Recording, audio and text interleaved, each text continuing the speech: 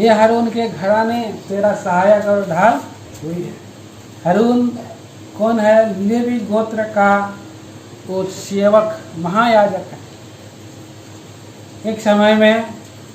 और ये लेवी गोत्र को परमेश्वर ने देखिए उसको इस्तेमाल नहीं किया। दाऊद ने एक बार इस्तेमाल नहीं किया और उसने किसको? हजार हजार लोगों को पकड़ लिया, लेवी लोगों को छोड़ दिया, प्रधान पुराचीन लोगों को पकड़ लिया, सबको पकड़ लिया और चलो हम लोग जाएंगे संदूक लेकर के आएंगे, हम लोग लगाएंगे उधर। कहाँ? खेत में पड़ा हुआ है बोलते लोग है। जाते जाते क्या हो गया? अभी लेकर के आ रहे हैं। दूसरा सामुएल 6 अध्याय 6 से 9 तक पढ़ेंगे। दूसरा सामुएल 6 अध्याय 6 से 9।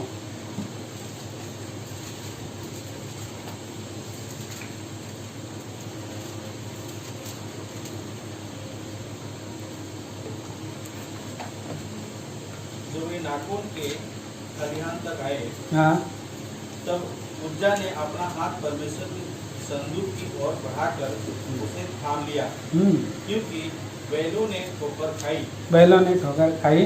तब यहोवा का कोप उज्जा पर भड़क उठा और परमेश्वर ने उसके दोष के कारण उसको वहाँ ऐसा मारा कि वह वहाँ परमेश्वर के संदूक के पास मर गया। आगे तब दाऊद अप्रसन्न हुआ, हाँ इसलिए कि यहोवा उज्जा पर टूट पड़ा था। हाँ और उसने उस स्थान का नाम पेरेजुज्जा रखा। पूरा डर गया, दाऊद घबरा गया।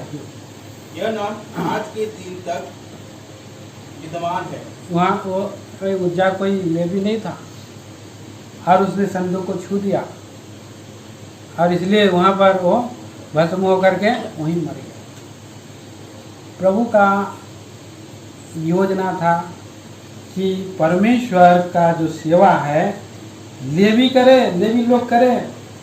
इसलिए अब उसने बाद में खोज खबर की जाना और बाद में उसने पछताया, वापस फिर गया उसने। देखिए दूसरा इतिहास 15 अध्याय 1 वचन से पढ़िए। दूसरा इतिहास 15 अध्याय का 1 वचन। तब परमेश्वर का आत्मा ओदेद के पुत्र अजरिया में समा गया और वह आशा से भेंट करने निकला और उससे कहा, हे आशा। और क्या मैं गलत बोला क्या? दूसरा 15 अध्याय गलत? हाँ नहीं, वो दूसरा है। दूसरा इतिहास बोला ना मैं, पहला इतिहास, माफ करिए, पहला इतिहास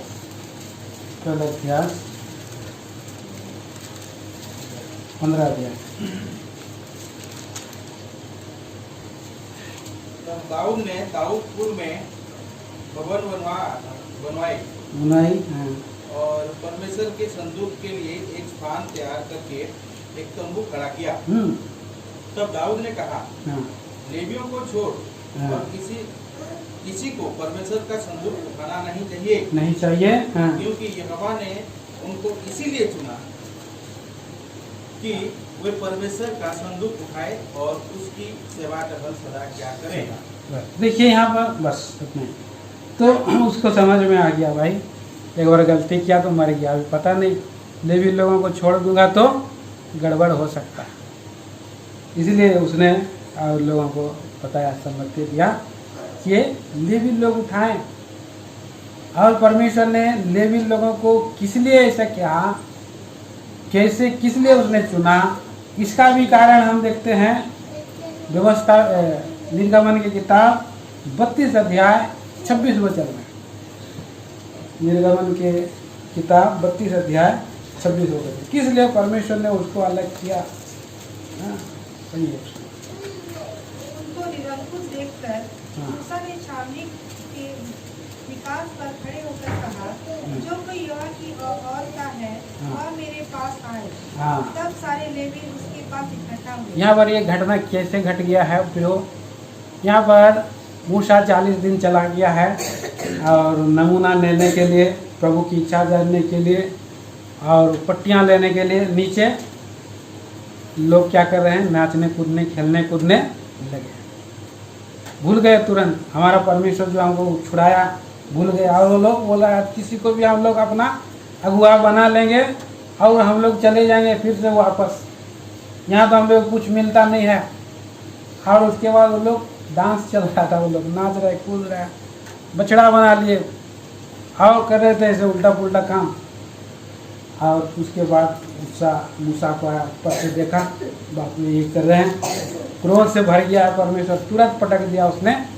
और उसके बाद छावनी लगा था उनका, गोत्र का छावनी में बहुत सारे लोग ढीठ बन गए थे, निरंकुश बन गए थे, नहीं हम लोग यही करेंगे, ऐसे ही रहेंगे हम लोग। तो मूसा ने आवाज़ लगाया, कहा कि जो कोई यहोवा की ओर का है वो मेरे पास आए।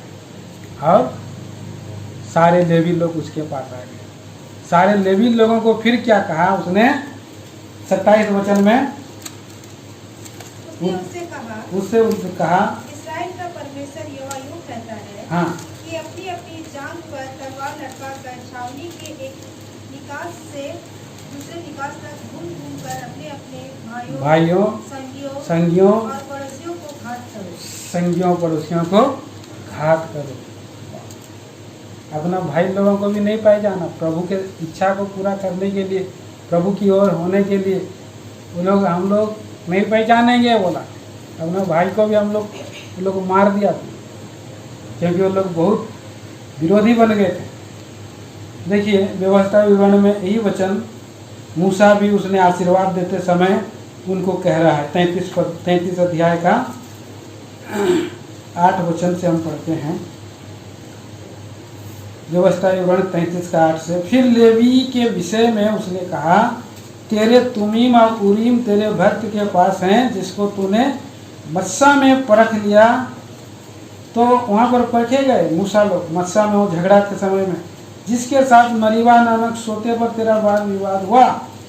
उसने तो माता पिता के विषय में कहा, मैं उनको नहीं जानता, और ना तो उसने अपने भाइयों को अपना माना और ना अपने पुत्रों को पहचाना, क्योंकि उन्होंने मेरी बात मानी और मेरी वाचा का पालन करते, वही लोगों का मैं सेवा ग्रहण करूँगा। और इसलिए यहाँ पर उनको ये जो वेदी का सेवा और हारून का घराना को दी।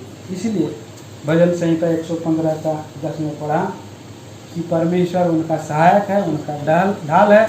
भले दाऊद भूल गया था, लेकिन पक्षपात करने परमेश्वर दिया नहीं, उज्जा मर गया। तो हम उसके बाद हम देखते हैं कि उस पक्ष को उसने बनाए रखा है। आगे भी हम फैमिली प्रेयर में भी हम लोग देख रहे थे यहाँ, और बाद में वो लोग कुछ बैक स्लाइड भी हम लोग फैमिली प्रेयर में देख रहे थे। देखिए एचकेएल के पुस्तक में हम देख रहे थे, एचकेएल की किताब में आते हैं, 2-3 वचन थोड़ा सा हम देखेंगे। ये जो नया यरूशलेम के विषय में, वहाँ का सेवा करने के विषय में, और उसने क्या किया है और कुछ उसने नियम बनाया परमेश्वर ने के कैसे लोग प्रभु की सेवा करने वाले लेवी लोग, उन लोग दूर हो गए। बोले 44 अध्याय देखिए, व्यवस्था एचकेएल की किताब 44 अध्याय 10 वचन पढ़िए। परंतु लेवी लोग जो हाँ, उस समय मुझसे दूर हो गए थे, जब इस्राएली लोग मुझे छोड़कर अपनी मूर्तों के पीछे भटक गए थे, वे अपने अधर्म का भार उठाएंगे। तो यहाँ पर हम देखते हैं कि लेवी लोग भी एक समय वो लोग दूर हो गए, इस्राएलियों के जैसा भटक गए मूर्तों के चलते, बहुत सा घटना घटा। और हम देखते हैं लेवी लोग भटक। अब नेहमिया की पुस्तक में आप देखेंगे जो सेवा करने के घराने वाले लोग थे, वो लोग क्या कर लिए, अन्य जाति की स्त्रियों के साथ शादी विवाह कर लिए, भटक गए, और अशुद्ध हो गए, और उनके साथ वैसे ही अपनी इच्छा पूरा करने के लिए चले गए। तो परमेश्वर उनको बाद में उनको एक्सेप्ट कर रहा है, लेकिन जो पहला फर्स्ट पद है उसको आगे नहीं मिला। देखिए उसके बाद पढ़ेंगे 12 वचन, पढ़िए 12 वचन। क्योंकि इस्राएल के घराने की सेवा करने हुए उनकी मूर्तों के सामने करते थे हाँ और उनके ठोकर खाने और अधर्म में फंसने का कारण हो गए थे हाँ इस कारण मैंने उनके विषय में शपथ खाई है कि वे अपने अधर्म का भार उठाएंगे।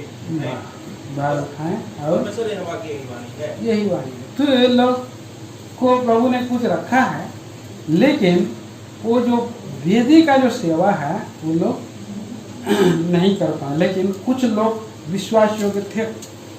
15 वचन पढ़िए। फिर लेवियों याजक जो सादोक की संतान है सादोक की हाँ। और जिन्होंने उस समय मेरे पवित्र स्थान की रक्षा की जब इस्राएली मेरे पास से भटक गए थे हाँ। वे मेरी सेवा टहल करने को मेरे समीप आया करें। ये लोग विश्वास योग्य लोग थे हाँ।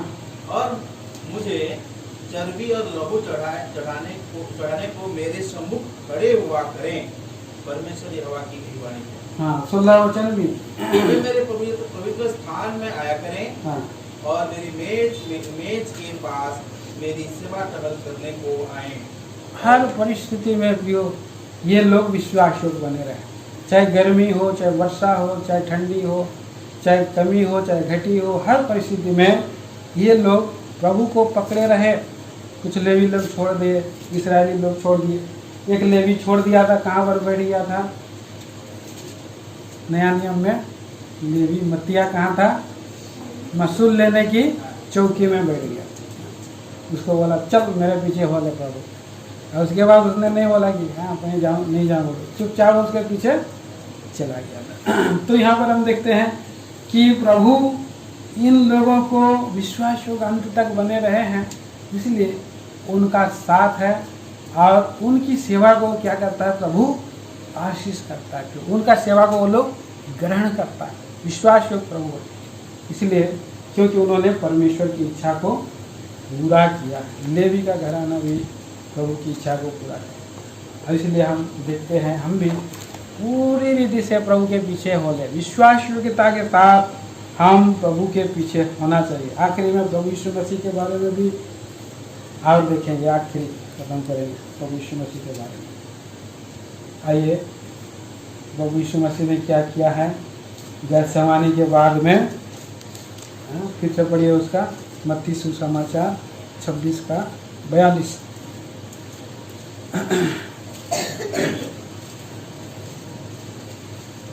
फिर उसने दूसरी बार जाकर यह प्रार्थना की, हे मेरे पिता, यदि यह मेरे लिए बिना नहीं हट सकता तो तेरी इच्छा पूरी हो।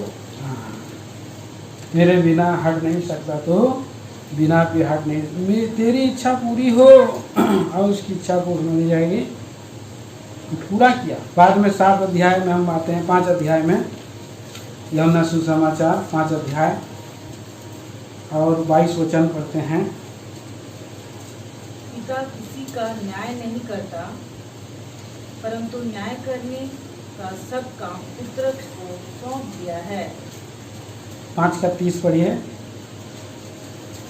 मैं अपने आप से कुछ नहीं कर सकता, मैं अपने आप से कुछ नहीं कर सकता, जैसा सुनता हूँ वैसा न्याय करता हूँ, और मेरा न्याय सच्चा है, क्योंकि मैं अपनी इच्छा नहीं परंतु अपने भेजने वालों की इच्छा चाहता हूँ। भेजने वालों की इच्छा, प्रभु की इच्छा को उसने यीशु मसीह ने पूरा किया। और प्रभु यीशु मसीह ने इच्छा को पूरा किया। फिलिपियों की पत्री में हम पढ़ते हैं 2 अध्याय 6 से 11 पद तक, वहाँ यहाँ तक की इच्छा को पूरा किया, यहाँ तक आज्ञाकारी रहा। परमेश्वरत्व को उसने त्याग दिया और दास का स्वरूप धारण किया। और यहाँ तक क्या आज्ञाकारी रहा कि पुत्र मृत्यु, हाँ क्रूस की मृत्यु भी, पिता की इच्छा को पूरा करने के लिए क्रूस की मृत्यु भी, दर्दनाक क्रूस की मृत्यु भी सही। इसलिए उसको प्रभु ने सबसे ऊंचा भी, ये हमारे जीवन में एक अनुभव बन जाए।